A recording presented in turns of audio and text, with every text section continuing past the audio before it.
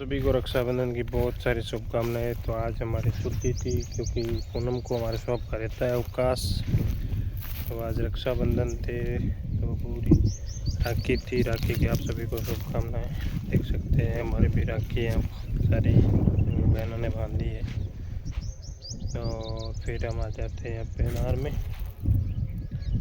तो यहाँ पे अनार में काम चल रहा था हमारा, देख सकते हैं फ्लोरिंग है वो स्टार्ट हो चुकी है फिलहाल, आप देख सकते हैं शानदार है। और अभी हमने यहाँ पे पानी है वो चालू कर दिया है अनार में, बहुत शानदार फ्लोरिंग तो अभी स्टार्ट हुई है। क्या आपके भी अनार है? अगर अनार है तो कमेंट में बताइए किस प्रकार के फ्लोरिंग है आपके। तो लोग को लाइक भी करें और शेयर भी करें क्योंकि हम आपके लिए ऐसे बढ़िया बढ़िया व्लॉग हैं वो लेके आते रहेंगे। बने रहिए हमारे व्लॉग पे। Thank you.